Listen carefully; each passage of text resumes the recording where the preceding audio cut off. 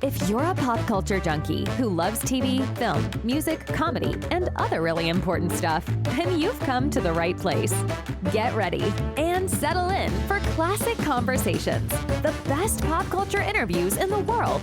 That's right, we circled the globe so you don't have to. If you're ready to be the king of the water cooler, then you're ready for Classic Conversations with your host, Jeff Dwoskin. All right, Sasha, thank you so much for that amazing introduction. You get the show going each and every week, and this week was no exception. Welcome, everybody, to episode 331 of Classic Conversations. As always, I am your host, Jeff Dwoskin. Welcome back to what's sure to be the greatest episode of all time. My guest today is none other than Bari Alyse, host of the Community News Podcast. She is here to tell us stories of her amazing career in entertainment. She was a page at the Letterman Show, at Saturday Night Live. So many great stories await us, and they're coming up in just a few seconds. And in these few seconds, Dean Cameron was here last week. That's right, star of Summer School, Ski School, so many classics from the 80s. Such an amazing conversation, but nothing more amazing than my conversation with my friend,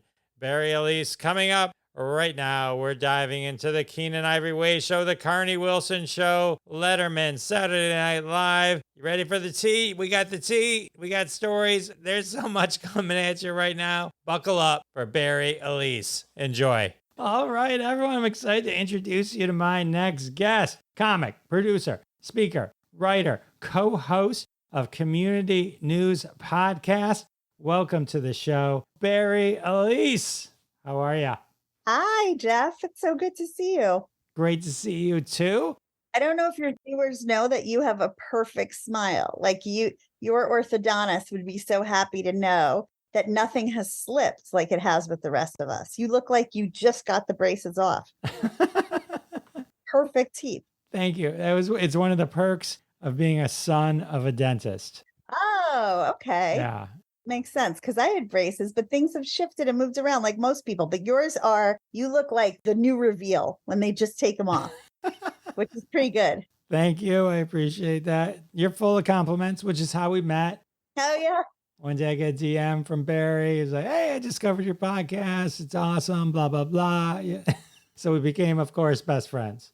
Yeah, it was so funny how I found it too, because I remember someone had died and I was like listening for interviews of that person. Like I put their name in to look for podcasts they were on, and they were on all my usuals that I listened to. But then I saw yours and I didn't know your name at the time. And I was like, oh, I'd rather hear him on someone I haven't heard before. And I listened to him like, wow, he's a good interviewer. And I like your voice. And so then I started listening to a whole bunch of yours. So yeah, not insincere compliments. I was like really blown away.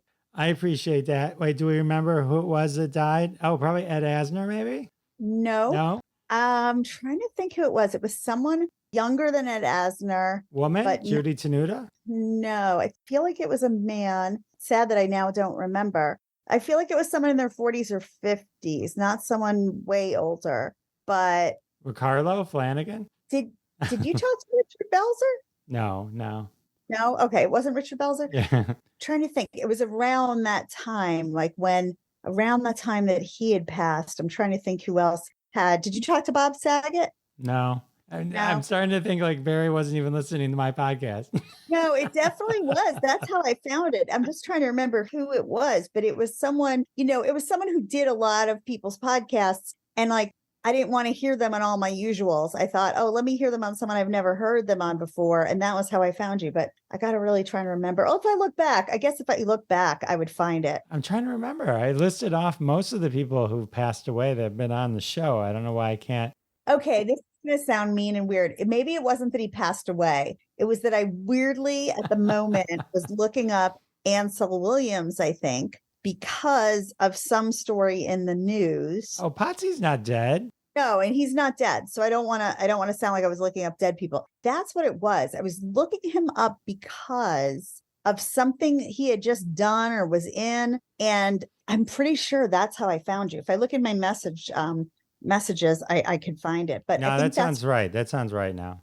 Yeah, I think that's what it was. There was some reason why I was looking him up because he had done something or said something. And then I was like, okay, well, I've listened to all those shows, so I'll listen to this one. Does that make sense? It does make sense. I Yeah. just wish I could remember what it was that he did. Why was he in the news? Or he was making comments about someone who had. He got married. He became mayor at some point. Right. Or he I ran was for mayor. Yeah. Yes, I was trying to figure out what it was that he was up to now, kind of thing. And I think I was actually trying to see what the age difference was of him and his wife. That was so. Anyway, that is how I found you, Aunt Potsy. Potsy. That was a good interview. And I've been listening for a long time, and I'm like, wow, I love the show. It's great. Well, thank you so much. I love your show too. It's super fun. How did you? Well, we'll get into community news in a second, but because you got like so much others. Teaser. We'll get into that. Teaser. Barry's got a great podcast. So, all right. So you've done daytime. You've worked in the daytime world of TV, late night. Let's start with, you got NBC, MTV, CBS. We're not going to go in any order. Let's start with Paige at Saturday Night Live. Okay. So I was a Paige in 1991 at 30 Rock in New York. And we were Paiges long before the TV show 30 Rock and the character of Kenny the Page. And I have to say, my Page friends and I, and we're still like a big group that are in touch, we resent that character because it makes it look like Pages are idiots. And it's really hard to become an NBC Page. You have to have a very high GPA. You have to have 3 or 4 internships already from other TV things. You have to have references. It's not easy to get in. They take 40 a year. And you know how there's always those articles like, what's harder to get into than Harvard? It's one of those where they've written that about that because just statistically, there's not as many. They get something like 30,000 applications a year for 40 spots. So I've read articles that say being a Delta flight attendant is harder to get into than to get into Harvard. Being an NBC Page is harder to get into than being in Harvard. And some kind of like special ops in the military. So that seems to be like an all over the place statistic that people like to throw out when they like to say it's hard to get in. But anyway, there were no Kens. Everybody was really aggressive and really, knew what they wanted. And everybody, I would say half the people wanted to be on TV and the other half wanted to run TV. We did end up, with some famous Pages the years before me and the years after me. But during my time, the person who became the most famous is a lady that you all would know by the name of Lara Spencer. But when she worked with us, she was Lara Von Seelen. But she became Lara Spencer, who hosts Good Morning America and Antiques Roadshow and all that kind of stuff. Oh, that's pretty cool. Yeah. She was like, the day she got in the building was like, I'm getting on TV. I think most recently, one of the famous ones that came to light was Aubrey Plaza. Yes. So that was long after my time. But listening to her interviews, I have to laugh because she would be so hated as a Page because everyone wants to do more than be a Page. But when you're a Page, you got to be a Page because that's what you're supposed to be doing. So if she was like, I can see how her coworkers must have hated her because she said she was a terrible Page. She didn't do the job, that kind of thing. But back to Saturday Night Live paging. That and Letterman paging was some of the funnest stuff that we got to do. Cause like you would sometimes escort, first of all, no day was ever the same, unlike my life now, which feels like every day is the same. But some days you'd be the talent escort. You'd be like going down to the garage and escorting Bruce Springsteen up to Saturday Night Live. And other days you'd be escorting up musical guests and guest hosts that you're like, what did I do? I just graduated college and got into this program. How the hell am I the person that is like the talent escort for this person? My friend Mike, who was a Page with me, he's a Jersey guy, big Bruce Springsteen fan. And the end of that night, when Bruce was musical guest, somebody else was supposed to take him in the elevator down to the garage. And Mike asked if he could do it. And somebody kindly let him. And I remember when he came back up, he goes to me, and he's the nicest guy. He goes, I could literally die tonight and I'd be good with my life, like, because he got to meet his hero and take him up and down in the elevator. So it's interesting when you're a Page because you make no money.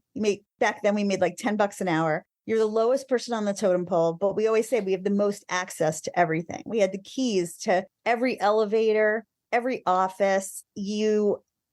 By being at the bottom, you know what's going on everywhere in the building. And then because there's 40 Pages, we're all working in different units and different departments. So we all knew what was going on in other departments before the executives knew, if that makes sense. Cause it's like a little, like a game of telephone. And there was a page lounge that you'd go back to in between assignments, and everybody talked, of course. So yeah, when you get to page on SNL or Letterman, it was fun because we'd meet whoever the celebrities of the day were and the musical guests. And we all laughed too, going like, we were 21 and 22 years old. And the fact that they even gave us that responsibility or just decided that we would be like appropriate or even like mentally stable enough to be the representative of the network on behalf of these like superstars, it's kind of hilarious when you think about it. And back then we didn't have cell phones, so we were not encouraged to take pictures. Like now it's a whole different thing. People take pictures with anyone they even walk across the street and see someone famous. We were told,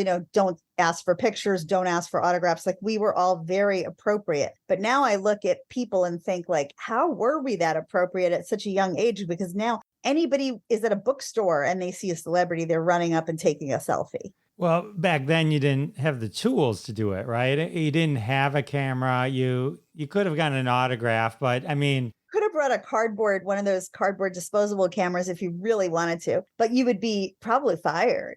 But then someone else has to take that picture. There was a time, people listening, there where someone else had to take the photo for you if you wanted to be in it. Right, I guess unless you held it out far. But nobody did that. No one invented the selfie until Thelma and Louise and Paris Hilton. Who was on Saturday Night Live? What was like do you remember some of the cast? What was the general cast? Cast when I was a page was seriously one of the most amazing casts. Phil Hartman was on. What was it, season 19-ish? It was 91 to 92 when I was a page. And then I still worked in the building at the Today Show and Dateline NBC. And I got to be an extra in a bunch of Saturday Night Live sketches. Because when you work in the building, a featured extra, whatever they called it, or feature something. So I got to be down there all the way through like 1993, 94 to be backgrounds in certain sketches. But Phil Hartman was on, Dana Carvey, Mike Myers. The junior squad was like David Spade and Chris Rock, and Chris Farley was there during my time and Alive. Adam Sandler was probably there. Adam Sandler, exactly. And Ellen Cleghorn. Ellen Cleghorn was on, that's right. And then Julia Sweeney. Julia Sweeney. And was it Melanie Hutzel, I think, back then? Yeah. Victoria Jackson. And Victoria Jackson, right. That was during a time where even those women say the women weren't they didn't get the strong stuff, but the men got a lot of really strong stuff. But then I was in the building all the way through when Molly Shannon was on, and Norm Macdonald and Sherry O'Terry, like some of the younger women that got to do a little more, and I got to know Molly a little bit back then, which was amazing. And Norm. I mean, Phil Hartman was just like watching a master class in acting or improv, It was amazing to watch him. And so nice. One of the nicest people. When Phil Hartman died, that was rough. And the way he went, too, was absolutely rough as well. It was just such a loss. I lived in LA by then and no longer working at 30 Rock. And he hadn't been at 30 Rock because at that point he had a sitcom. But yeah, I would constantly replay elevator rides with him. And he would just always joke with everyone and was always, smiley and making people laugh. And it's just so horrendous to think that that's the end that he came to. I always think about his kids. So tragic. Yeah. 30 Rock, I think. Not 30 Rock. News Radio was the show. News Radio. That's right. Yeah. So you were there sort of, I mean, I think like your Ellen Cleghorns and Julia Sweeney were great. But if you were there when Molly Shannon, Sherry O'Terry, that group, I think, is when the women started to really pop. Me too. So I wasn't a page on the show at that time. I would just do extra work, but I also did like the wraparound promotions for, I think it was the 25th anniversary. And we all were in Aspen together. And so in Aspen, I got to hang out with Molly a lot and got to know her really well. So yeah, so I wasn't a page when they were on, but when they were on, it did feel like the show was opening up to women, because before that, it was pretty much a boys' club with like a few girls doing, like small parts, side parts. But the best thing was, people probably told you this if you've interviewed anyone else who like was on the show, whatever. Thursdays, we could, as pages, when we were giving our tours, we could look down at 8H and watch the musical guest practice, because they would practice all day on Thursdays. And we could take our tours and they'd see Aerosmith and Counting Crows and the Rolling Stones. And then what my page friends and I would do is in between, if we didn't have tours or if we had lunch or any time that we had that was not accounted for, we'd just go sit in the seats on the top of 8H and watch the musical guests. And that's when you're like, I cannot freaking believe, I'm 1 year out of college and I'm having a private concert with like the best bands of today and also of yesterday kind of thing. Do you remember any specific ones? I remember watching Pearl Jam. I remember watching, I watched Madonna rehearse, and I had never seen anyone so like, what's the word? White, but like albino, like her skin, like so alabaster kind of, My friend and I, we were in some scenes with Aerosmith, which was exciting for us because we grew up liking Aerosmith. A girl from my high school and I ended up being extras in like 2 scenes with Joe Perry and Steven Tyler. That was super cool, because you're that age where you're like, oh, it's just so cool that I'm even standing next to and like in a scene with. So that was pretty neat. And yeah, Bruce Springsteen, Sinead O'Connor. I was there when the infamous Sinead O'Connor show happened, when she ripped the picture of the Pope, and you never heard that room go silent like that. No one knew what to do. It was just absolute silence. That was pretty wild. Oh, I remember also while we were there, not thing to be excited about or brag about, but Joey Buttafuoco hosted or guest spotted on during the Joey Buttafuoco, Amy Fisher news story. And I remember thinking like, this is gross. Why are they giving this guy any publicity? He's a guy who cheated on his wife and caused his mistress to like shoot his wife, but he was there. I remember that show being like, ew, why do we give a platform to this? There were times you really questioned, because they would take things that were like sensational of the day and sometimes bring them on for guest spots or hosting. And I think there were times it felt like, ew, that's gross. But anyway, they were fun times, and we got to go to the cast party after every show, which was amazing. The cast themselves hung out a lot. The younger cast hung out with the pages because they didn't really necessarily feel part of the older cast yet. And they didn't necessarily feel like the musical guest and the guest host are kind of out there, like on a pedestal. So my page crew and I, we hung out a lot with the younger SNL cast. We were pretty much the same age within a couple of years. Yeah, those were really fun times. My page friends and I are always like, we could just have that part of our life back, like that piece of it, not giving tours, but working on SNL was like really, really fun. So yeah, a couple questions. So Sinead O'Connor, so the studio went silent. Yeah. Do you remember anything as she walked off, like the chatter behind the scenes, anything like that? I just remember people's mouths were like dropped. You say that as an expression, but literally dropped. Like nobody knew what was going on. I think at the time, there was a question about, did the show know? It's been proven that Lorne Michaels didn't know and the show didn't know. But when you're standing there in the studio and like all the different crew, between camera guys to what's it called? Cue card guy, like the grips, like everybody, nobody knew, like, was this a planned thing or was this just like off the cuff? And it definitely was just something she did off the cuff, but I've never seen it silent like that in there. And you could hear a pin drop. It was so silent. The funny part about SNL is like, in between the scenes, the chaos that goes on. So in between, watching the sets move around, the cast are out in these like makeshift dressing rooms that are almost like a clothing stand with a sheet over it. And they have people coming and dressing them. And it's just all happening so fast. But that was like, it probably was 30 seconds, but the quiet felt like it was 10 minutes because nothing ever really came to a frozen moment there. And it's not just the on stage and on 8H, it's the whole hall leading up to it. It's the side halls where there's these makeshift dressing rooms and the makeup rooms. Like, it's so chaotic. So it was really weird for everyone to just kind of be like, what is going on? Were the people in the audience acutely aware what was happening? Because the way I'm picturing it is, and again, there might have been cameras and giant video screens, but if there weren't, then it would just be in a photo, that no one would have been able to see.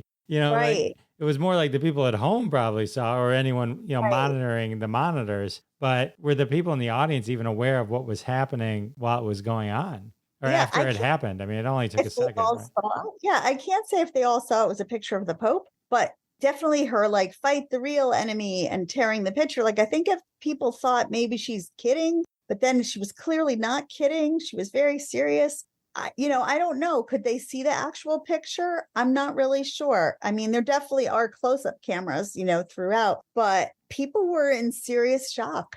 I mean, nobody knew what to do. It was weird. It was definitely one of those times where like, this is live television, because I've worked on a lot of shows where they call it live to tape, meaning that it's you tape it and you try to keep it live intact. You try not to edit or have stop points, but you can. And there's always that backup that you can. But Saturday Night Live is fully live. It's really one of the few shows like that, other than sports, where it's literally just going and whatever happens, happens, So most shows that I've done, they're live to tape. So there's always that chance of like, we could go back and edit, or we can, even if it's a show taping at 5:00 and it's on late night that night, there's always that chance that you could go in and take something out. But Saturday Night Live's live, which is really one of the most ballsy things about that show, Right. You mentioned your skits and background. Were you in any that would be considered classic?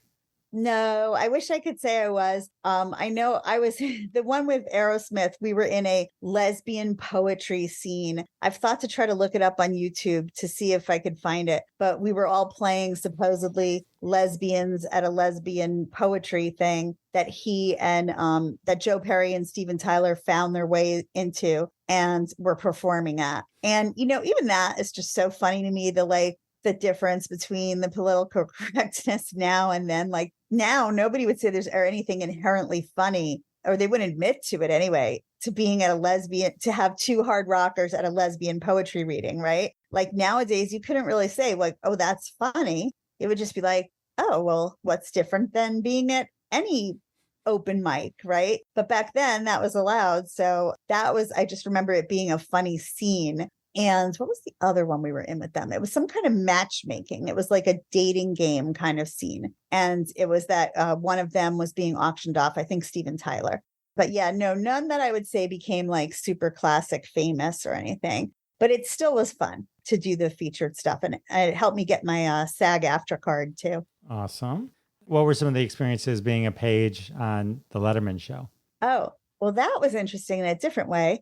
Now, David Letterman has this very almost friendly, folksy, welcoming personality. Like he's on his Netflix show. It makes it seem as if he's like everybody's friend and this really sort of genteel person. But back then he was, steeped in the insecurity and neurosis that he's talked about, even of hosting his own show. And he wasn't at all genteel or sweet. Or I had a page friend who we were told, okay, so there were different spots you had to stand. It was very methodical. Whereas SNL, there were spots you needed to be as a page, but it was kind of chaotic and nobody was really going to get in your face if you weren't right by the 8H table or you were over by the phone. But for the Letterman set, it was like you had one page right outside 6H was his studio. You had one page inside the door. You had pages up and down the stairs, the balconies.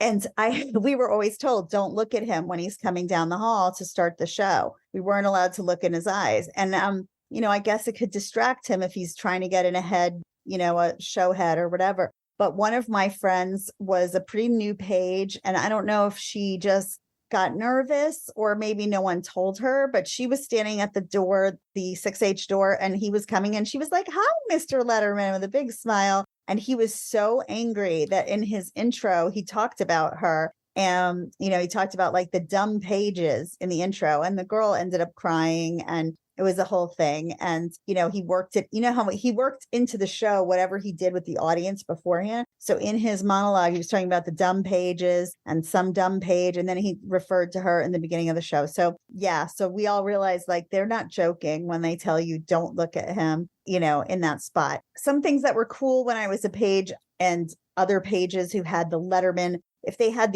there was one spot where you were sitting outside of Letterman's door and you'd answer the phone like he'd call from in the studio. So he did a few funny things, like he sent one of our fellow pages on a cruise. He just called him and he's like, Chris, have you ever been on a cruise before? He's like, no. And he's like, would you like to go? And he's like, sure. He's like, all right, you're off on a cruise. And I mean, all the kid had was his page uniform.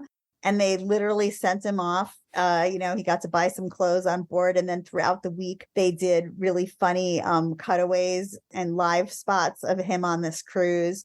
So there were funny things like that would happen if you had the assignment right outside the door. Another friend of mine, he used to call because she's like sort of, I would say nonplussed, but I'm trying to think of a better word, like not an overly enthusiastic person. And it was just, I think he found that funny that he could call her and she was so like blasé about it and about everything he would ask her, but that was funny. I mean, I will say I was a person who all through high school and college watched Letterman. So did a lot of my page friends. And that was the show that when we worked on it, we're like, oh, this is why they say don't meet your heroes. Because, everything that was fun and funny and amazing at home was a little different than the way it was laid out, and I don't blame him even for that. Some of that was his producers and his executive producers and them trying to protect him. I've worked on other shows too, where this dynamic happens, where it's like the people that are at the top are trying to protect the talent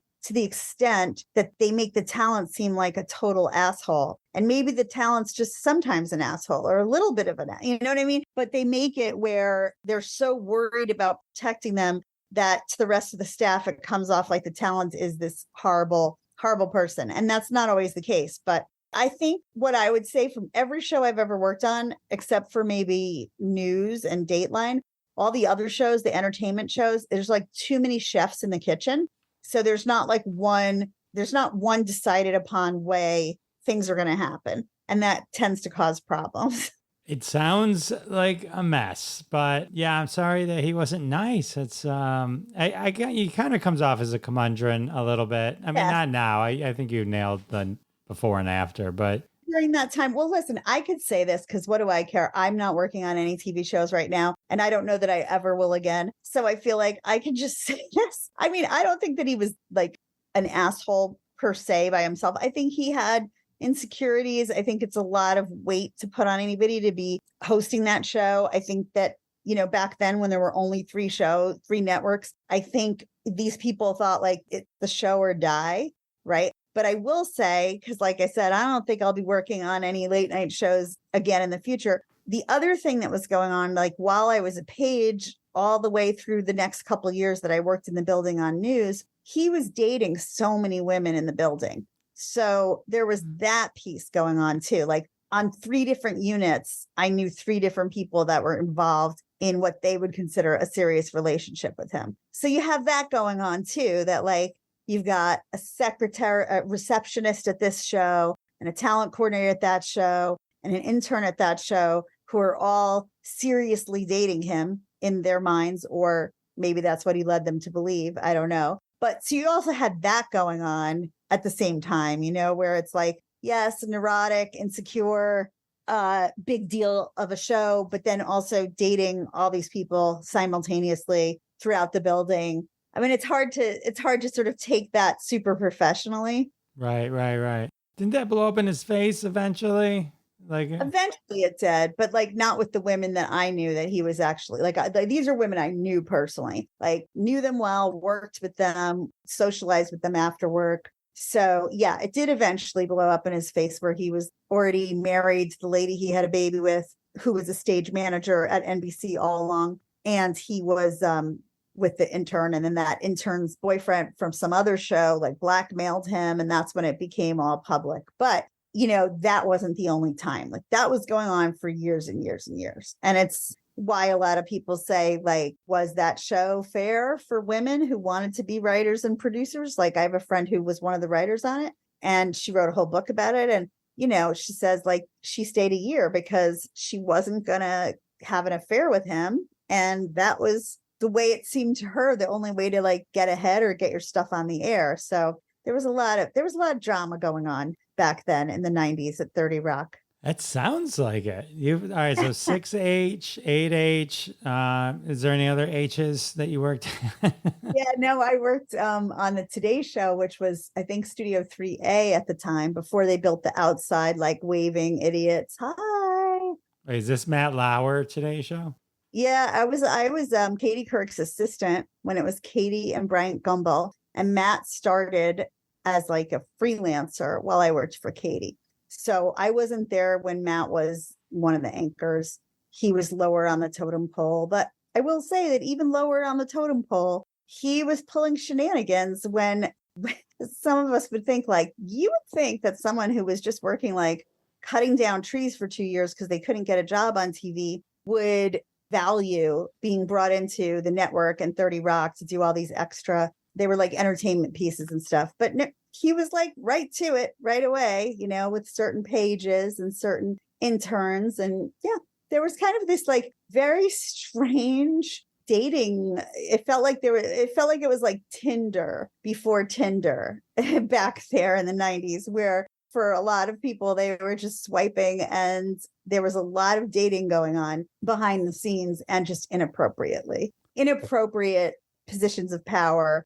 You know what I mean? So even if it was consensual, it's like, is that okay for a 21 or 22-year-old who's trying to make their way in this field to have a 35-year-old who has all the power having a relationship with them, even if it's consensual? I would say probably not. My friends and I that worked at Today Show and Nightly News and Dateline NBC back then, we always laughed as of like, I don't know, about 10 or 11 years ago, because we're all in group texts and stuff like that. We're like, can you imagine that we were so naive that we thought we could have careers there, like just working and just getting promoted and moving up? Like we actually believed that there was just this like, it's news, it's idealistic, it's fair. You know, we're going to get a fair shot. Like, we're like looking back, it's so absurd. And we all said, we wish someone told us, like, yeah, that's not going to happen there. Like, leave there, go somewhere else, because it's not going to happen there. And you're not really there for that. Little did we know. So I guess the most important question I could possibly ask in the history of the world is, how close was the Matt Lauer shenanigans to what the morning show portrayed? I would say it was pretty much, yeah, spot on, like on the money. And I think what the morning show, I don't know what people take away watching it. Would you take away that they felt like the executives all knew and everybody was in on it and people knew what was going on? I think they hinted at that a lot. Yeah. Okay. Yeah, I think they did hint at it because absolutely that was the case. I mean, I never was in one of those situations, but I know people who were and who reported it and got zero help with it. You know, it was either you can leave, or you can figure it out. Like, this is how, you know, you have to figure it out, how to get along with people.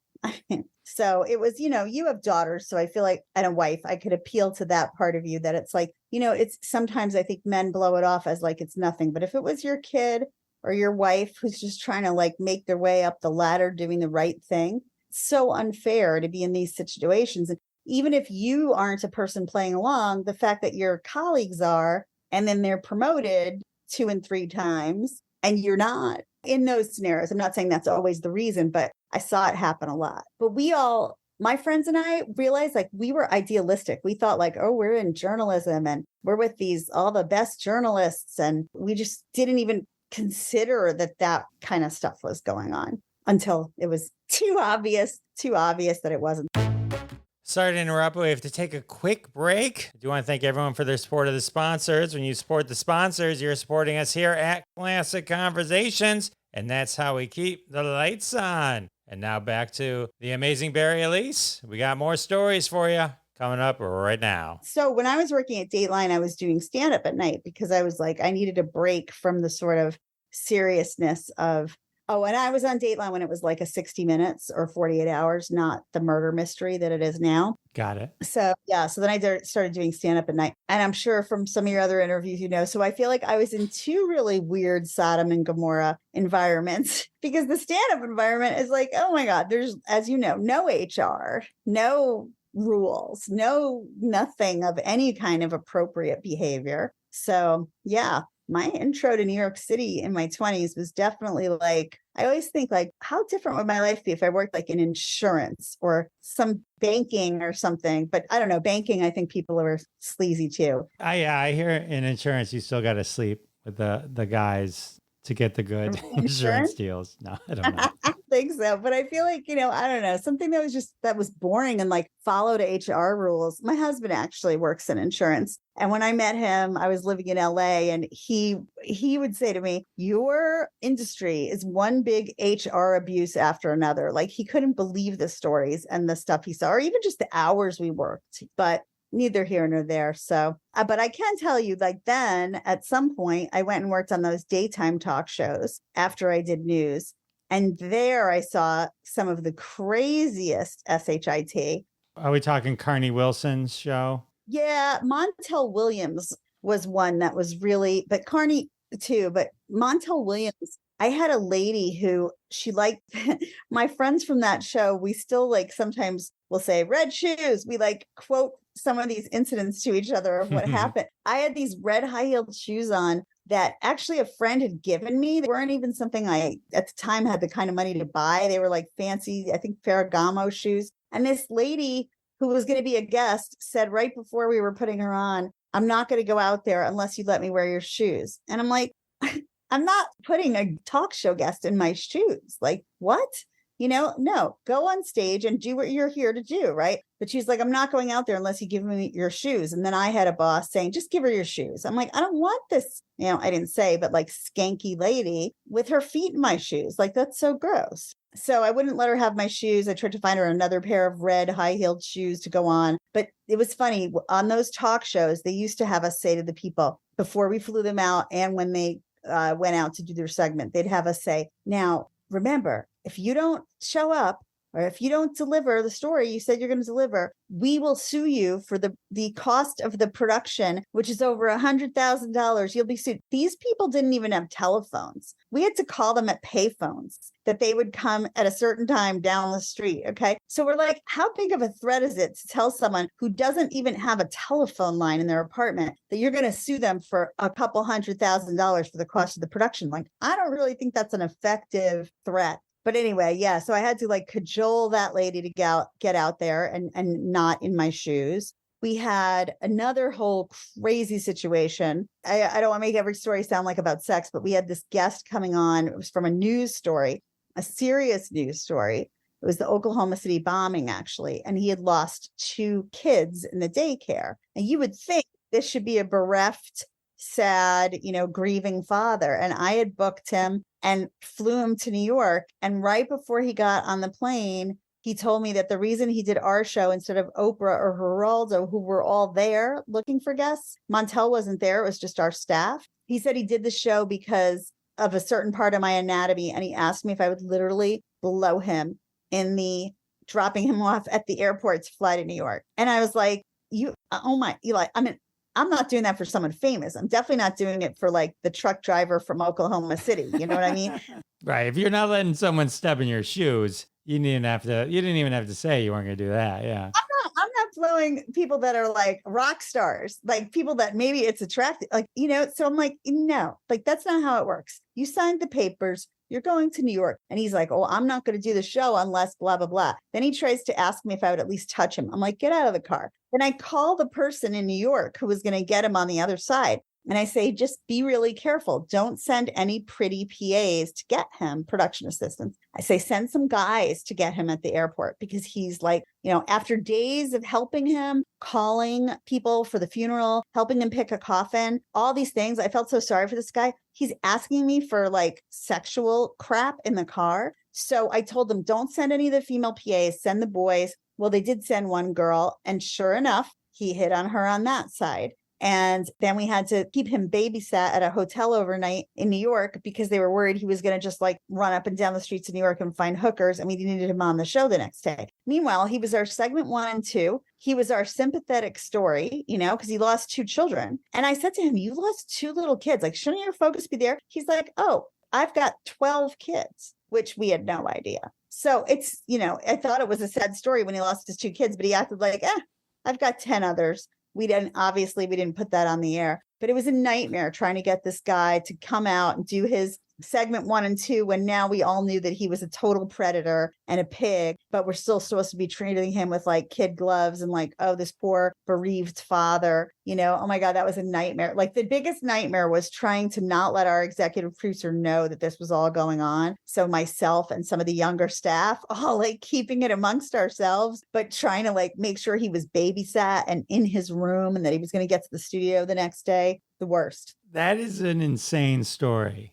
It is, right? Oh, I have proof. My friend Tommy, I won't say his last name, but Tommy C, he would say he remembers the whole story. And I had a PA with me, Dominic, who still works in television, and he knew. And we all were just like floored because I felt sorry for the guy. I was like fighting for him to get money to get a funeral suit and stuff with my executive producer. I was like, I felt so badly for him. He lost 2 kids and he couldn't get into his apartment. And meanwhile, he was totally playing all of us. I mean, he did lose 2 kids. That was true. But he was like, but a man's a man.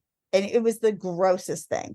That just brings me to saying, I don't know how many people you've talked to that have produced like daytime talk shows, but in and of themselves, it's such a crazy environment because you're literally banking on the most unstable people, the most like they don't have telephones, they don't have jobs necessarily, like some of the worst behaved people that they might even be coming on to talk about some really bad behavior. And you're counting on them to be a professional, to get on a plane, to show up at this time, to be at the studio at this time, to say what they say they're going to say. I mean, it is such a nightmare to produce those kind of guests. Because at least, like a celebrity wants to be there. They want to promote their next book or their movie or whatever. Their careers involved, their publicists involved. These other people, it's like a wild card. Wow. Who was the other one? The Carnie Wilson. Was that tamer or is that just as crazy?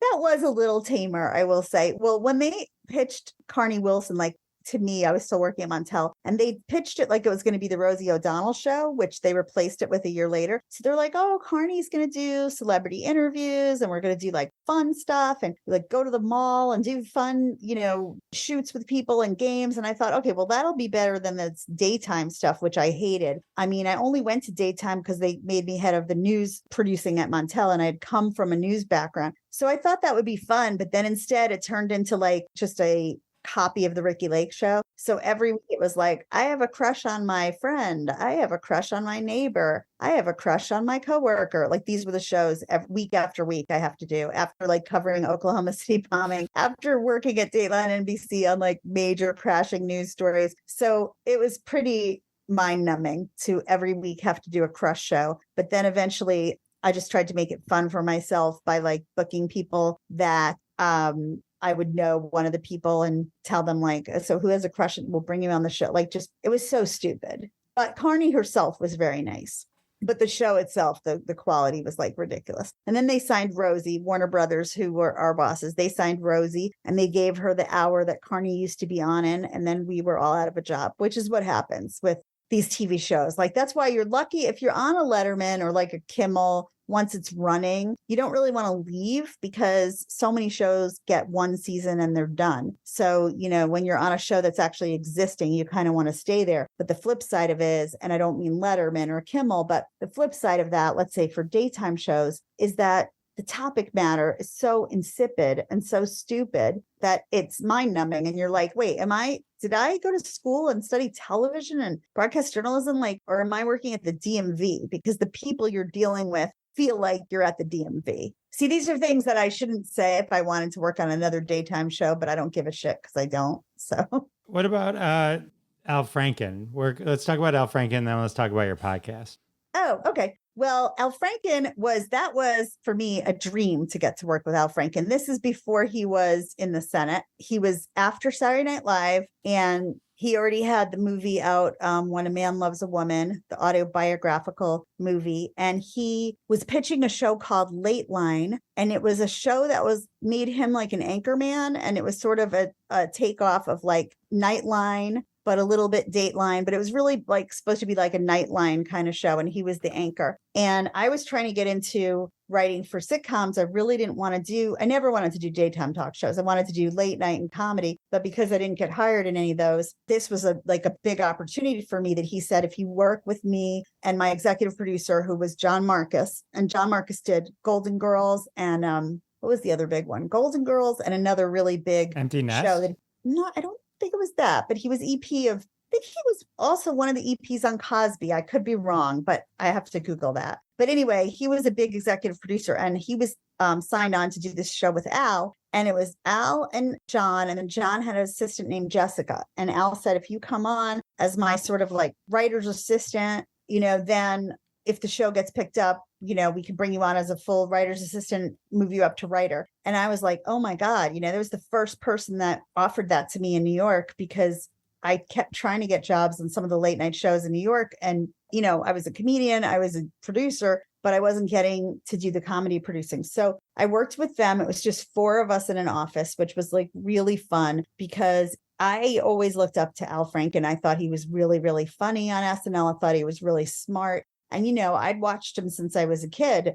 So to get to work like that closely with him was kind of thrilling to me, even though, some people would goof on Al or whatever, but I just thought he's brilliant and he's so funny and so quick-witted and he was so nice. So anyway, we worked together and I told this story when all the nonsense was going on around him in the, that girl, that Fox News girl, like pretending that he had messed with her and all that. I had written this story and it went a little viral.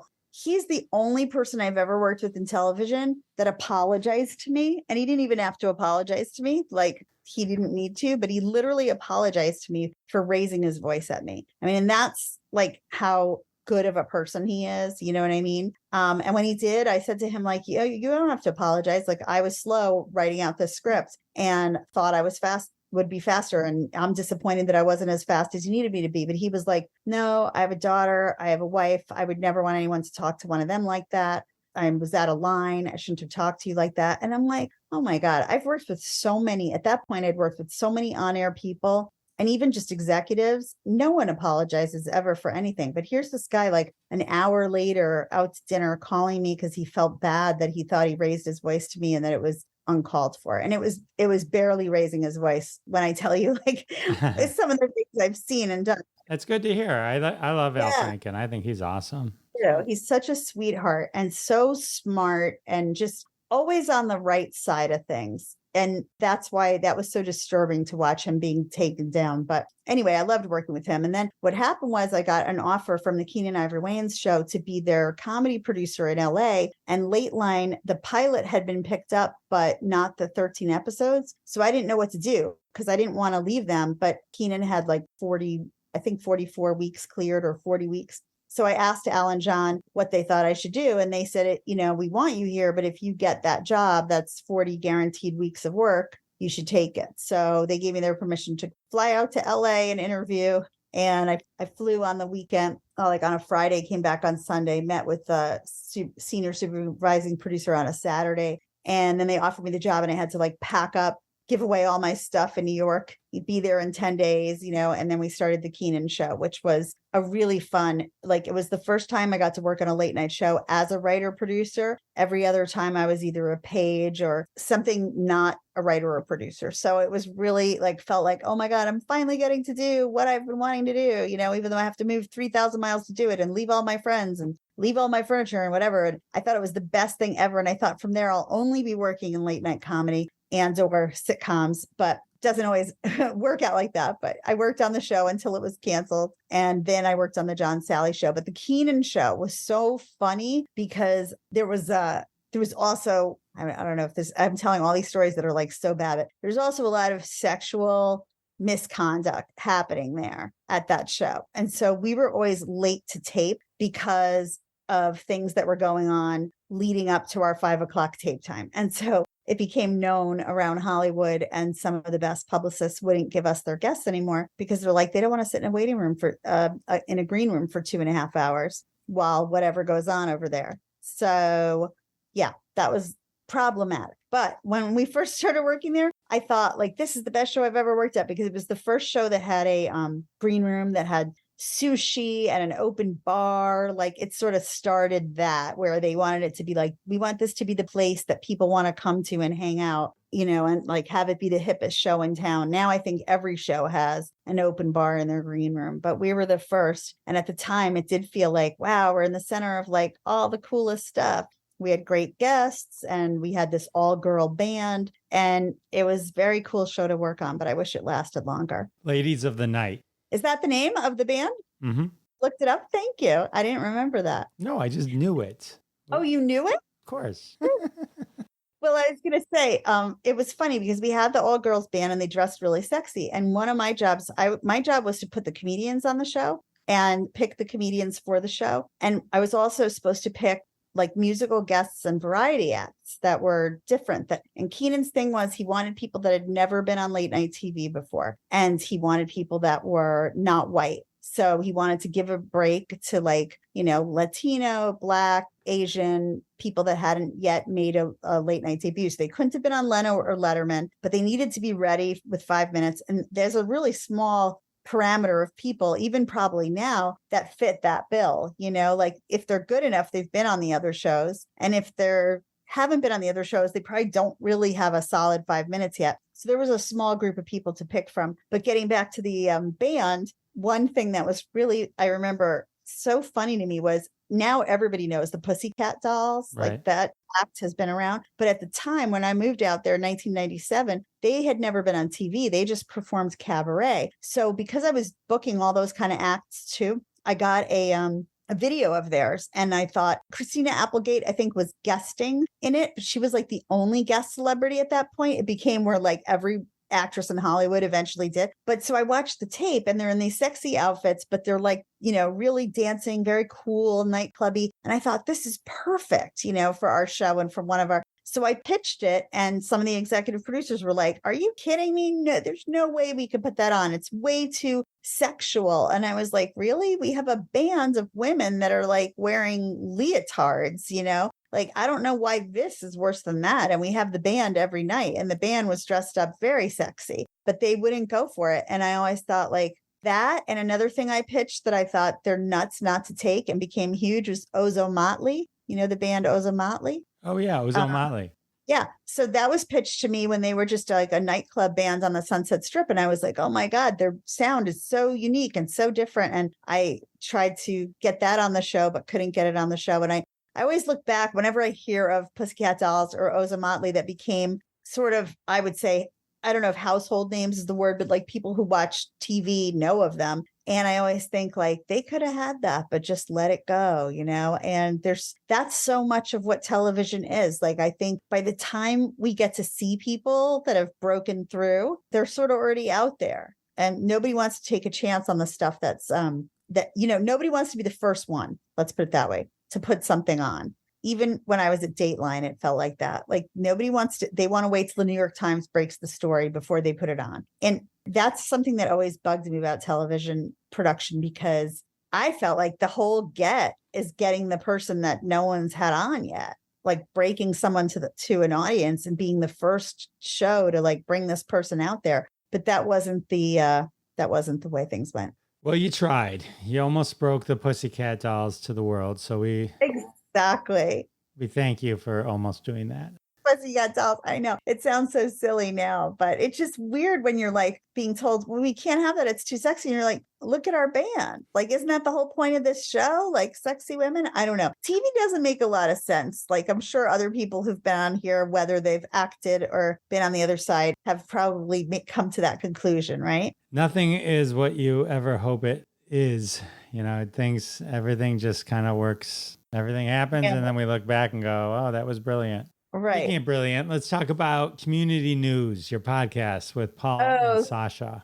Thank you, Jeff. I feel like those stories I told you weren't very good. They were all boring. I loved every one of those stories. For real? Yeah. Oh, you're nice. You're really Jeff is so nice. See, that's why everyone loves him. He's nice. But so Community News with Paul and Sasha is a podcast I do with a partner who I shared an office with at Warner Brothers in New York over 25 years ago. And we were producers on the Carnie Wilson show together. And we had kind of like a funny chemistry then. I mean, he's just a really funny guy. And years later, he went on to produce a bunch of shows. He produced actually Donnie and Marie and Penn and Teller and this other show that's not well known called Arthel and Fred, but it was Arthel Neville and Fred somebody Willard. No, Fred somebody. I don't know. But Donnie and Marie, he was like senior supervising producer of, and he loved that show. But so we worked on, and he worked on Richard Bay too. And so did I, but at different times. So we never worked together again after Carnie, but we were in touch when we both moved to LA around the same time. And then years later, like Facebook brought us back in touch and we kept talking about we should do a podcast, but we thought like we should do an interview podcast like what you're doing. And I think you do it really well, but there's a lot of people that do it and it's just a lot of the same stuff. Like yours is not. I really like yours. That's why I listened to yours the first time and then I listened to many more. He thought, no, we should do something that's like a little different. So at first we were going to do a show. We came up with an idea of doing something like As Seen on Facebook. And we were going to do a show kind of just riffing and goofing on all the like latest Facebook trends and whatnot. But anyway, then we decided to make it more of a story because what we would love to do, maybe someone will be listening. We would love to sell it as a TV show, but we thought let's make like a whole town and a backstory, whatever. So we both play characters. We're Paul and Sasha, and we are these community news podcast hosts in a small town. We call the town Townport, and it's based on Westport, Connecticut, where I used to live. There's about 23,000 people that live there. Although Shonda Rhimes moved there after I left. And I was thinking maybe Shonda Rhimes can make the Black community news into it because she has power to make television shows. But anyway, she moved into someone's house that we know there. So we play these two. It was semi-autobiographical and semi-fictional. We played it as like two former TV show producers and comedians who are now stay-at-home parents in a small town in Connecticut and dealing with all the nonsense that we all deal with, right? When you're raising kids, like PTAs and school nonsense and neighbors and town ordinances and all this. And we thought, let's just see if anyone thinks it's funny. And we couldn't believe that like people from not just suburbs, but cities, people all over the world are listening to us. I'm sure they are to you too. And it's just fascinating. And we're like, how is this entertaining to people in China and Singapore and all over the world, Netherlands? But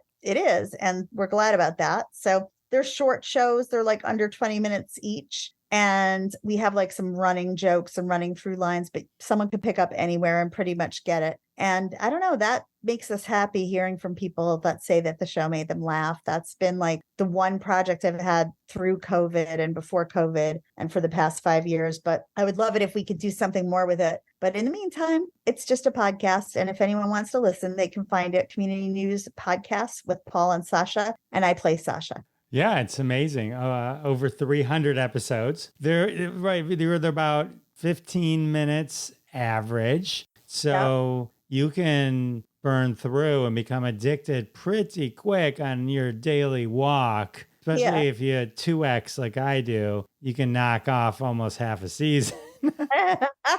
And people tell us when they're doing their laundry, when they're walking. And you have great chemistry with your co-host. You guys, it's a really fun podcast. So yeah, definitely. Hopefully Shonda Rhimes will catch on and buy it up. Yeah, I hope some people give it a listen. It's a fun show to do. And if you're just a person on the planet, there's stuff you can relate to on it. I think we're just talking about like everyday nonsense and whatnot. And there's some running characters, and we've had some friends come on and play some of the characters, but mostly it's just these two talking about day-to-day life in the suburbs. It's super fun. Everyone check it out. I'll put links in the show notes so you can, and we'll try and find that Aerosmith YouTube clip of Bari. I gotta look for that. Me in the lesbian poetry like room, which now that would be not PC, right? Would that be PC that they were performing in a lesbian poetry night?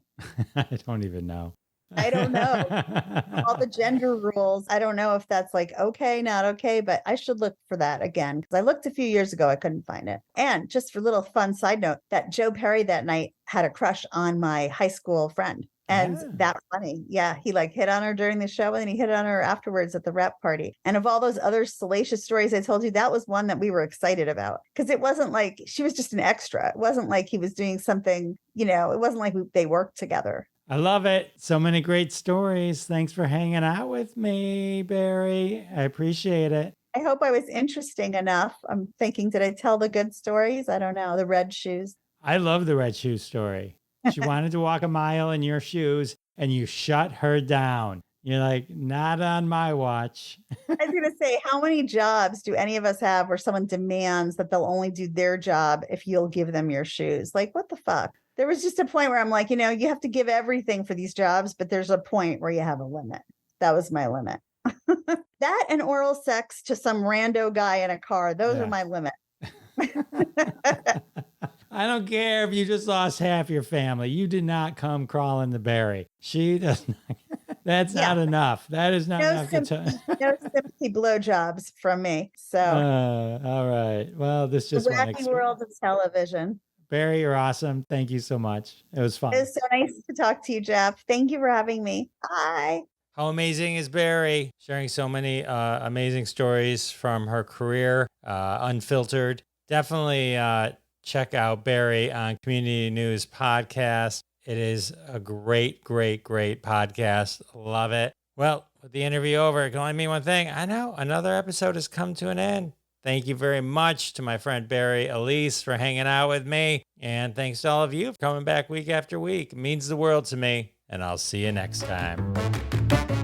Thanks so much for listening to this episode of Classic Conversations. If you like what you heard, don't be shy and give us a follow on your favorite podcast app. Also, why not go ahead and tell all your friends about the show? You strike us as the kind of person that people listen to. Thanks in advance for spreading the word, and we'll catch you next time on Classic Conversations.